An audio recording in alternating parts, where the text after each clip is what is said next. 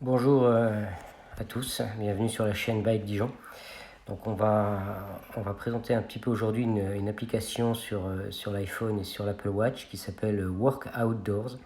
Donc on voit là en bas au milieu. Donc c'est parti, on la lance. Donc voilà comment elle se présente. On a des petits onglets en bas, Workout, Screen, Route, Map Downloads, Help et Info. Donc pour commencer, elle est en anglais effectivement. Donc, mais c'est pas un niveau trop difficile quand on a un peu compris les concepts. Il n'y a pas besoin d'avoir un master en anglais pour comprendre. Donc le premier workout, c'est les exercices. Donc c'est là qu'à chaque fois que vous enregistrerez un exercice, il viendra apparaître. Donc si par exemple on va sur cet exercice-là, le deuxième, on a un rendu de tout ce qu'il a enregistré. Donc on a, pour commencer en plein milieu, on a une grande carte qui nous montre tout le parcours. Donc cette carte, on peut zoomer et dézoomer, etc. On voit des couleurs qui expriment une donnée qui sera différente selon sur quoi on est placé. Par exemple, ici je suis placé sur Pace, l'onglet Pace en haut, qui correspond au rythme. Et donc ça veut dire que les couleurs vont représenter les rythmes. Les verts étant les rythmes les plus lents et les rouges les plus rapides. Et sur la partie basse, en dessous de la carte, on voit un petit graphique dans lequel on retrouve la courbe de couleurs avec les rythmes. Et quand on clique et qu'on glisse dessus, on peut voir sur le parcours une petite flèche qui se déplace qui correspond au parcours qu'on a réalisé. Et en fait, on voit à quel moment on était dans quelle zone d'effort. Enfin, dans le cas du rythme, ce sera la vitesse, principalement. On a dans l'onglet élévation quelque chose d'équivalent. La différence, c'est que les couleurs maintenant représentent les niveaux d'élévation, donc d'altitude, de dénivelé positif, négatif qu'on peut avoir eu sur le parcours.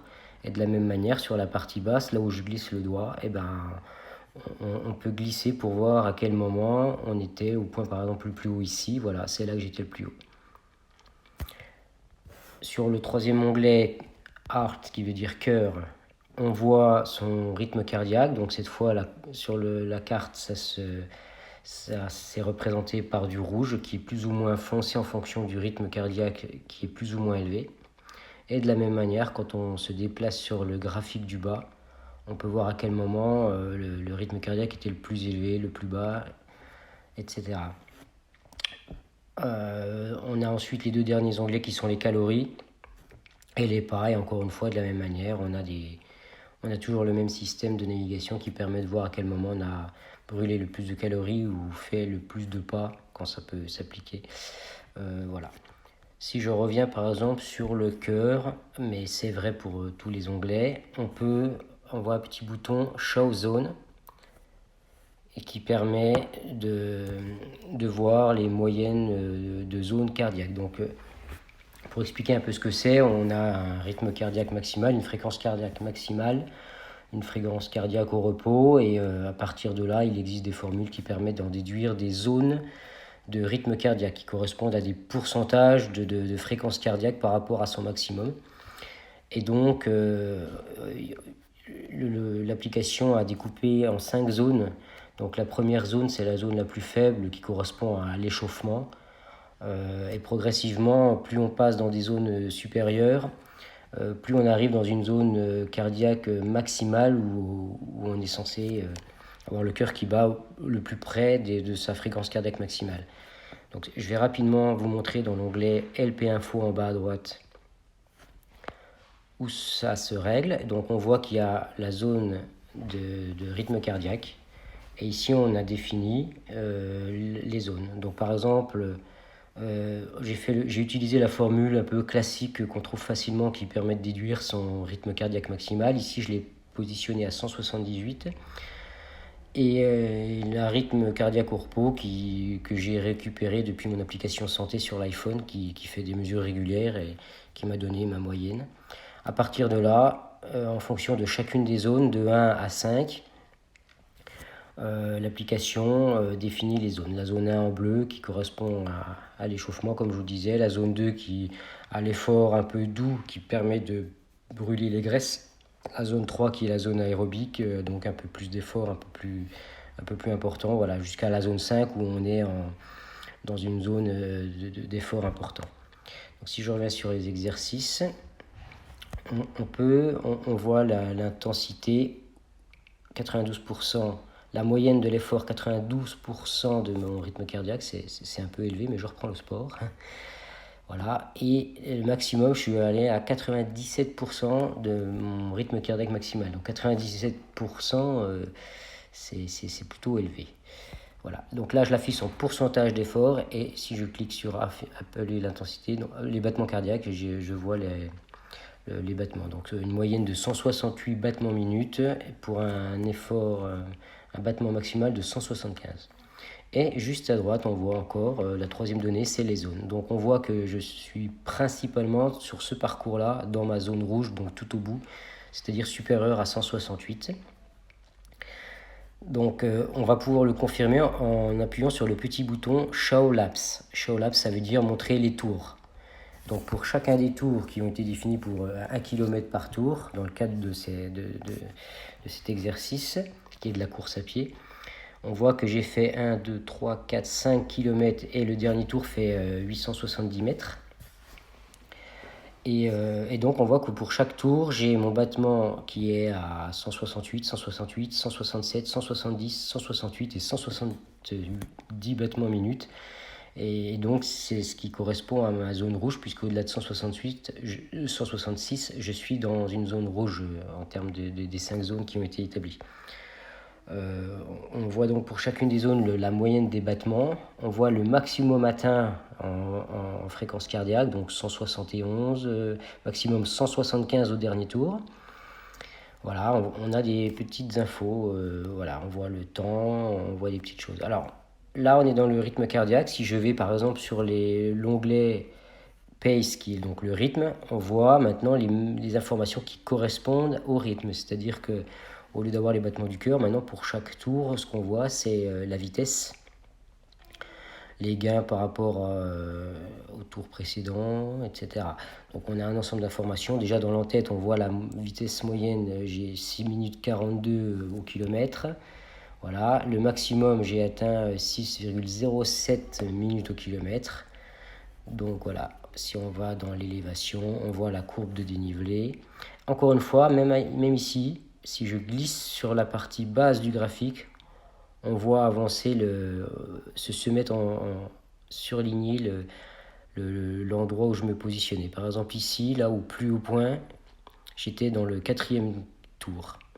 Enfin 4e kilomètre, puisque on parle plutôt de kilomètres dans ce cas-là. Voilà. Je peux réafficher la carte en appuyant sur le petit bouton Show Map. Voilà. Donc tous ces graphiques, ces données, on les voit après l'exercice, quand on a terminé un exercice depuis son Apple Watch, et qu'il vient se mettre dans l'application. Voilà. Et donc ici s'enregistre tous les parcours qu'on a fait. Voilà. Si je viens ici, voilà, de la même manière. Alors là, on voit que j'ai un trou sur la carte parce que j'ai fait l'erreur de faire une pause et j'ai oublié de relancer l'exercice et j'en suis aperçu un quart d'heure après. Ça explique le trou sur la carte et dans le parcours. On voit un bouton tout en haut à droite, Export. Et Export, ça permet d'exporter en format GPX, qui est un format de GPS partagé, un format un peu standard de partage de parcours GPS. Upload to Strava, donc ça permet d'envoyer directement sur son compte Strava son parcours avec toutes ces données, toutes les données que Strava est capable d'avoir. Voilà, donc principalement avec ces deux formats-là, on fait déjà beaucoup de choses, puisque le format GPX, de toute façon, on peut l'exporter pour l'importer dans beaucoup d'autres applications. Donc ça, c'était l'onglet Workout qui recense en fait tous les exercices qu'on a lancés, qu'on a fait. Ensuite, on a l'onglet Screen en bas. Et quand on va là, pour chacun des types de sport que propose l'application, on peut paramétrer les écrans qu'on a envie d'avoir sur son Apple Watch. puisque c'est bien depuis l'Apple Watch que tout se fait. On fait principalement des réglages et de la consultation de statistiques sur le téléphone, mais c'est vraiment sur l'Apple Watch qu'on va lancer l'exercice, suivre ces données et qu'on va faire la plupart des choses. D'ailleurs, on peut également paramétrer ces écrans ici depuis l'Apple Watch. Je recommande plutôt de le faire depuis le téléphone, ça reste quand même un peu plus confortable. Donc on voit par exemple que sur la ligne tout en haut, Running Screen, donc les 3 écrans que j'ai paramétrés, je les ai paramétrés comme ça. Donc on voit un Overview qui est un récapitulatif dans lequel j'ai affiché la vitesse, la durée d'exercice, le battement cardiaque, le rythme. Voilà, 2-3 infos. Le deuxième Heart, c'est pour tout ce qui est dédié au cœur. Donc on voit tout en haut mon battement minute. Les zones, donc je vous expliquerai un petit peu le graphique des zones. Ensuite, on a un petit peu un graphique de rythme cardiaque. Voilà, donc vraiment dédié au cardiaque. Le troisième, c'est une petite carte avec les 2-3 infos un peu essentielles quand on court, sa vitesse, rythme cardiaque et la distance principalement. En tout cas, c'est comme ça que je les ai paramétrés. Pour chacun des sports, on peut paramétrer plusieurs écrans. Je ne sais pas s'il y a un maximum d'écrans qu'on peut faire. Mais disons que quand on lance un exercice sur son Apple Watch, on va avoir le premier écran et en balayant de gauche à droite, on pourra passer d'un écran à l'autre pour avoir plus spécifiquement une information plutôt qu'une autre. Donc je vous montrerai ça dans une autre vidéo, la partie Apple Watch. Donc si je reviens par exemple sur la première ligne, Running Screen, voilà, je rentre dedans et là on voit les 3 écrans l'un en dessous de l'autre qu'on peut complètement paramétrer. Donc tout d'abord, on voit dans Layout, on peut afficher des écrans différents. Voilà. Et on a dans Text Size des tailles qui permettent d'afficher plus ou moins d'informations sur l'écran qu'on a choisi juste en haut. Voilà. Donc à partir de là, on choisit déjà le nombre d'informations et la présentation qu'on veut avoir en termes d'écran. Et ensuite, quand on rentre dedans en cliquant dessus, on va aller vraiment paramétrer le contenu. Ça veut dire qu'on va par exemple se positionner sur la première ligne, là où on voit 7.25. Vous voyez, je clique dessus, il est encadré en rouge, ça permet de dire c'est ça qu'on est en train de modifier. Et dans tous les petits réglages qu'on voit en bas, on a énormément de données qu'on va pouvoir afficher. Donc on a déjà les catégories, donc la première, si je veux des informations sur la distance, je me mets sur la distance. Je n'aurai dans la dernière colonne à droite que les informations qui concernent la distance. Donc on voit qu'il y en a 6. À partir de là, on choisit celle qui nous intéresse de placer. Si je veux quelque chose lié au rythme cardiaque, je vais directement dans le rythme cardiaque. Ça permet de n'avoir que ce qui concerne le rythme cardiaque. On voit qu'il y en a 45. Dans la partie droite, si on les défile, il y en a 45, c'est écrit juste au-dessus. Si on va encore filtrer, parce qu'il y en a encore beaucoup, on peut ajouter des filtres. Donc par exemple, les battements par minute. Donc je vais là, je choisis battements par minute et là j'en ai plus que 7 informations qui concernent spécifiquement les battements par minute. Si je veux des informations sur l'intensité, je me positionne sur l'intensité, j'en ai également 7, etc. Voilà. On peut en plus de ça ajouter encore des autres informations, enfin des autres filtres pour encore mieux filtrer l'information qu'on cherche dans cette petite partie basse en disant le tour en cours. Puisqu'on peut avoir l'exercice complet, mais comme on peut avoir le parcours du moment, ou alors le précédent, etc. On peut aussi avoir que ce qui s'applique à des graphiques.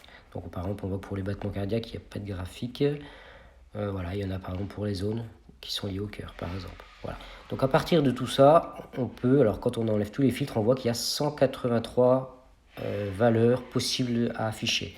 C'est énormément et normalement avec ça, on peut aller très loin dans la personnalisation des informations qu'on a envie de lire quand on fait un exercice. Donc voilà, et donc chaque écran se paramètre pour une activité. Ça veut dire qu'on peut avoir des écrans complètement différents avec des informations bien spécifiques pour des activités différentes. Par exemple pour le cyclisme, dès que je fais du vélo, on voit que j'ai un écran de plus qui concerne toute la partie élévation. C'est le troisième là qu'on voit. Et donc là j'ai affiché un écran de plus. Voilà, donc il y a toutes les applications qu'on voit ici, je ne les ai pas forcément paramétrées parce que je ne les utilise pas toutes.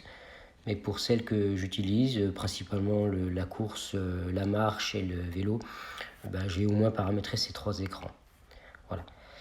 Ensuite, on va passer à l'écran route, donc le 3e onglet en bas, route. Route, c'est des parcours. C'est des parcours dans le sens où on va sur une carte, dans les écrans qui sont ici par exemple, qu'on a vu dans les écrans qu'on peut paramétrer, on peut afficher des cartes. Et sur cette carte, on peut ajouter comme un calque, on peut dire, qui serait le parcours. Ça permet par exemple quand on importe un parcours depuis Internet ou qu'un ami nous a partagé, on va le charger et il va se mettre par-dessus la carte. Et à partir de là, dès lors qu'on regardera sa montre, on va voir la petite flèche bleue qui nous positionne et on va voir comment on est par rapport au parcours. On va savoir à quel moment, donc c'est du suivi d'itinéraire, clairement. On va voir s'il faut tourner à gauche ou à droite pour rester sur le parcours. Ça va permettre de charger un parcours et de le suivre. Donc, un parcours, il faut l'importer. Donc, généralement, moi, depuis les sites qui proposent des parcours ou depuis Strava, je vais charger un fichier GPX. Et ce fichier GPX, depuis l'iPhone, je vais l'ouvrir. Je crée depuis l'application fichier où je stocke mes parcours par exemple, je vais ouvrir un fichier GPX et je vais l'envoyer dans copier vers Workoutdoor. Voilà, c'est comme ça. Ensuite, une fois qu'on a fait ça, il va apparaître ici. Et donc quand il est là, on peut choisir de l'envoyer dans la montre pour qu'il soit dans la montre parce que ça nous permet de partir sans le téléphone pour courir. Le parcours sera chargé dans la montre. Et si besoin, on peut charger la carte qui correspond. Puisque sur la montre, il y a la cartographie. Mais la cartographie, elle n'est pas lue en direct par le réseau. On ne la charge pas au fur et à mesure qu'on avance sur la carte. On précharge la carte sur la montre. Ça permet ensuite de partir librement, sans connexion cellulaire ou sans rien. Donc on voit ici que cette carte-là est déjà sur ma montre, puisque en haut, dans le petit résumé qu'on a, on voit On Watch. Ça veut dire qu'elle est sur la montre. Si je voulais l'enlever, il suffirait d'aller appuyer à droite sur Remove from Watch. À partir de là, j'enlèverai. Voilà, donc maintenant on voit qu'elle est sur la carte. En bas, on voit un petit graphique que l'on peut, comme dans les workouts, glisser dessus pour voir un peu comment ça avance sur la carte. Et à droite, on voit Send the Map. Ça permet d'envoyer la carte qui correspond à ce parcours au cas où sur la montre il nous manque peut-être des parties ou même voir l'intégralité de la carte à cet endroit-là. Donc quand on a chargé dans l'application Workoutdoor un parcours, on l'envoie sur la montre et on envoie également la carte pour s'assurer que quand on va partir avec la montre, on aura bien la carte. Donc si j'appuie par exemple sur Send the Map en bas, ça me dit transférer 18, alors tiles c'est des tuiles, et ça veut dire qu'en gros il me manque 18 tuiles à cet endroit-là de la carte sur ma montre pour pouvoir afficher l'intégralité du parcours avec tous les sentiers, les petites routes, enfin le paysage quoi. Donc là je ne veux pas le faire puisque de toute façon c'est pas une partie qui m'intéresse. D'ailleurs si je dézoome sur la carte, on voit la partie de la carte que j'ai chargée sur ma montre. Donc c'est Dijon et tous ses alentours, principalement là on voit. Tout le carré un peu plus foncé, c'est la carte que j'ai. Donc je m'étonne d'ailleurs d'avoir 18 tuiles manquantes. Alors il y en a peut-être qui n'étaient pas correctement chargées à quelques endroits. Voilà. Voilà. Donc ça c'était pour la partie route. Donc on charge les routes dans l'application et ensuite on les envoie sur la montre. Sur la carte, si je reviens sur la carte, donc on a tout simplement une carte, une carte de peut-être bien du monde, j'imagine. En tout cas, au moins de la France, ce qui nous intéresse, dans notre cas. À partir de là, quand on sait qu'on veut faire un parcours à un endroit donné, et pour lequel on a envie d'avoir la carte, ce qu'il suffit de faire, c'est d'envoyer la portion de carte dans la montre. Donc quand on est sur la carte, on se place à l'endroit où visuellement on va voir toute la partie qu'on a envie d'avoir. On met le doigt sur la carte, on laisse appuyer et on glisse. On voit qu'un carré se forme. Et voilà. Et là, il nous dit il y a 78 tuiles et ils vont transférer 81 sur la montre. Bon, c'est pas très clair, je comprends pas bien pourquoi il y a 2-3 écarts. Mais en gros, si on les envoie, on enverra cette portion de carte dans l'Apple Watch. Et à partir de là, quand on ira courir ou faire quoi que ce soit à cet endroit-là, l'Apple Watch connaîtra la carte, elle sera capable de l'afficher, de nous positionner dessus correctement. Voilà. Donc ça c'était pour le quatrième onglet de la carte. Ça sert principalement à afficher des zones et à préparer comme ça des cartes à envoyer dans la montre. Alors il y a une taille maximale je crois, on peut peut-être pas envoyer complètement tout ce qu'on veut sur l'Apple Watch. Je sais pas si par exemple je pourrais envoyer toute la France en faisant... je vais essayer. Hop. Voilà, ça me dit que ça contient beaucoup trop de tuiles et que ça prendrait beaucoup trop de temps. Donc il me demande de sélectionner une zone plus petite. Voilà, bon, globalement c'est gérable quand même. Je pense que si on le faisait peut-être en plusieurs fois, ça fonctionnerait. Après ça dépend aussi de la capacité de l'Apple Watch à stocker toutes ces informations. Ensuite vient le dernier onglet LP Info qui correspond principalement au réglage de l'application. Donc on va définir les unités, les miles ou les kilomètres. On a un petit guide tout en haut qui permet, de lire un petit peu les explicatifs pour savoir utiliser l'application. Voilà, on a la partie maintenance, on peut retirer toutes les cartes sur l'iPhone, retirer toutes les cartes sur l'Apple Watch, ou voilà, faire des petites choses. On a ici le paramétrage des zones cardiaques comme on l'a expliqué. Donc on définit sa fréquence cardiaque maximale qu'on appelle la FC max. Donc il y a une formule qui consiste à dire on fait 220 moins son âge. C'est comme ça que j'arrive à 178. Un calcul plus précis serait de faire un test de terrain, un test d'effort et de voir à quelle valeur maximale notre cœur arrive réellement. Donc ça, je vais le faire prochainement puisque j'ai déjà vu que sur des exercices, j'étais capable de monter plus haut que 178. C'est donc la formule ne s'applique pas complètement à moi. Voilà.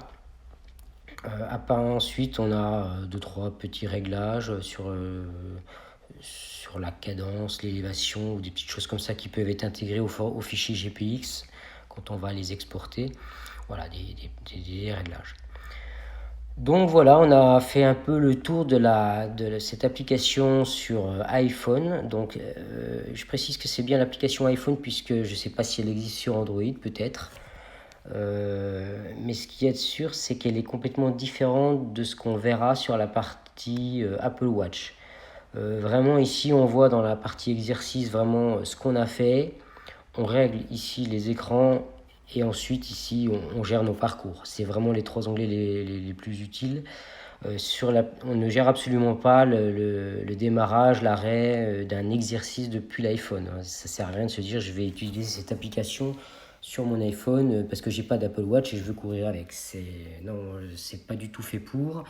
L'application iPhone est vraiment là pour faire le paramétrage, régler les écrans de manière plus facile que sur la montre, puisque vous verrez, on peut le faire sur la montre, mais c'est quand même pas super confortable. On a vraiment ici la synthèse de nos exercices, etc. Mais c'est pas du tout fait pour lancer les exercices. D'ailleurs, je vois pas où c'est qu'on les lancerait d'ici. Voilà. Donc, écoutez, merci d'avoir regardé cette vidéo et puis à bientôt pour une prochaine.